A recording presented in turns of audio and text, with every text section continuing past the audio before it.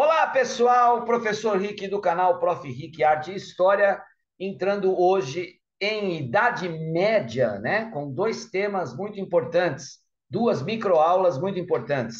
A arte românica, por favor, não confunda com a arte romana, que é da antiguidade, e também, logo em seguida, arte gótica, tá? Se inscreva no canal, curta, ative os sininhos de notificações. Ok? Vamos porque vamos? Então vamos lá. Arte românica. Muito bem. Arte românica é o nome dado ao estilo artístico vigente na Europa entre os séculos 11 e 13. Galera, começou um pouco antes, mas 11 e 13, entre os séculos 11 e 13, é o auge da arte românica, tá? O estilo é visto principalmente nas igrejas católicas, principalmente basílicas, não é? Construídas após a expansão do cristianismo pela Europa, e foi o primeiro depois da queda do Império Romano. Isso é muito interessante, a apresentar características comuns em várias regiões. O estilo românico, depois de caiu Roma, é o primeiro a apresentar características comuns pela Europa ocidental, não é? Até então a arte tinha se fragmentado em vários estilos e o românico é o primeiro a trazer uma unidade nesse panorama. Características gerais da arquitetura românica. Vamos lá? Substituição do teto de madeira por abóbodas. As primeiras tinham tetos de madeira. E como elas não têm, nós veremos aí, muitas aberturas, muita iluminação, era muito fechada a coisa, as velas que se acendiam nessas igrejas acabavam, né, proporcionando incêndios. Né?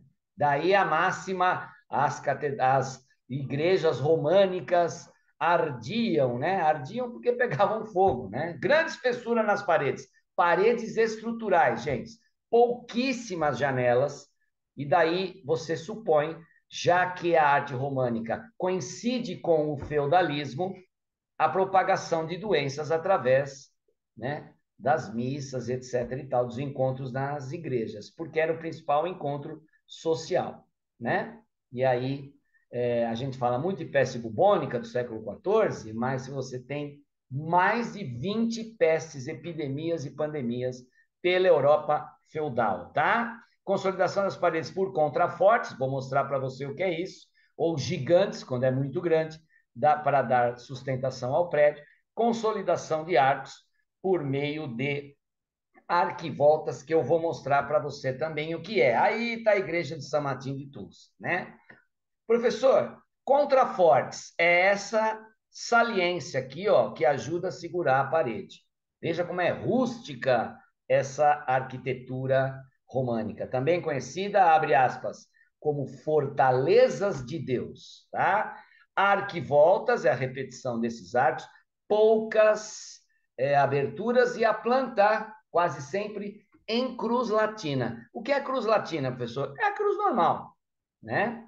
Então, você deita a cruz e você tem um formato da planta, né, da igreja em forma de cruz latina. Beleza? Muito bem. Está aí, né, mais uma igreja românica, elas são robustas, já aparecem alguns elementos góticos, porque o românico conviveu com o gótico, né? O gótico começa do 12, vai até o 16, e o auge do românico é do 11 ao 13, século 11 ao 13, tá bom?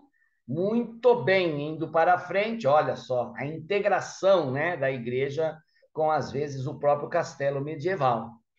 Né? Às vezes, essa própria igreja dentro do castelo fazia parte de todo um complexo de segurança desse castelo.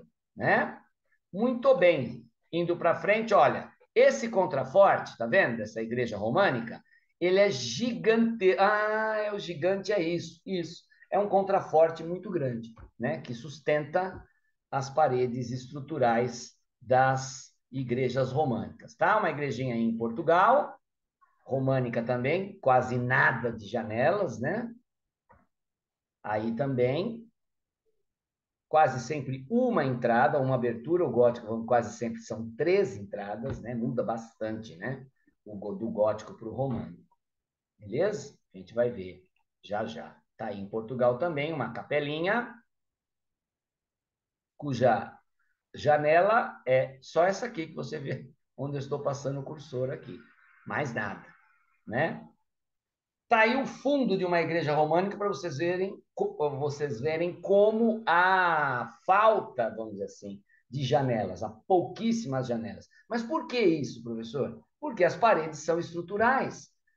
Se eu colocar uma janela grande, a janela cai, né? O gótico foi obrigado a criar uma estrutura para fazer aquelas igrejas que veremos em breve. Beleza? Tá aí um átrio românico, as coberturas com abóbodas de aresta, né? Quando duas abóbodas se encontram, eu tenho esse tipo de configuração, né, na arquitetura, e aí nós vamos para a escultura. Muito tranquilo, porque a escultura é integrada à arquitetura, né? Sem a mínima responsabilidade com a realidade. O importante era passar a cena bíblica ou alguma figura bíblica, etc. Tá? Tá aí, ó, tá vendo? Isso é um capitel, que é a parte superior, né, das colunas, um capitel românico. Tá aí. E aí é muito interessante, porque isso aqui é uma cena famosa, bíblica, quando Jesus está sendo preso lá no Monte das Oliveiras, pelos soldados romanos, né? Professor, esse do meio aqui é Jesus? Exatamente, é Jesus, né? Jesus pirulitinho aí, bonitinho. Beleza? Tá vendo a integração, gente? Isso é integrar. Não dá para eu tirar a escultura românica e mudar de lugar. Ela é integrada à arquitetura, tá? Tá aí os tímpanos, né? Aqui, ó, essa região aqui em cima da porta é chamada de tímpano e quase sempre tinha uns relevos, beleza? Tá aí, ó. Esse tem arco de ponto, mas a igreja no geral é uma igreja românica, né? Aí detalhes de relevos. Tá aí os detalhes dos relevos românicos, né? Jesus até com certo movimento aí, né? Os nichos que são usados tanto no gótico como no românico, ou tanto no românico como no gótico, essa é a ordem cronológica, românico e depois gótico, tá?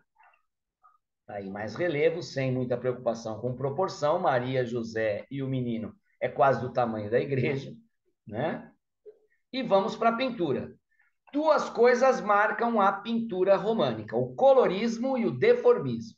Colorismo, cores chapadas, predomina a técnica do afresco, né? Sem nuances, e a deformação das figuras. Por incrível que pareça, esse que vos apresento é Jesus, né? Olha só a sobrancelha de Jesus. Beleza? Aqui mostra também uma coisa muito interessante. Como eram artesãos que pintavam, às vezes numa mesma pintura tinham duas ou três pessoas fazendo e terminando a pintura. Nós temos três tipos de pés. Não sei se você notou aqui. O anjo Gabriel está com um tipo de pé até razoável, né? O pezinho ali de Santana já é um pé diferente. E aí o pé da Maria ficou, né? Aí com meias Kendall, né?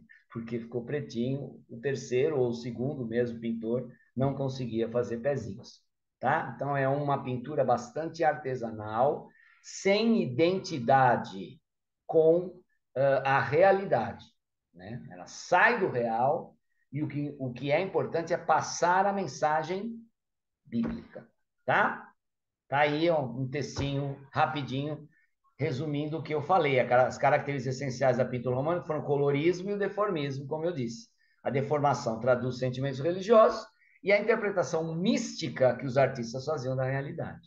O colorismo realizou-se no emprego de cores chapadas, puras, né?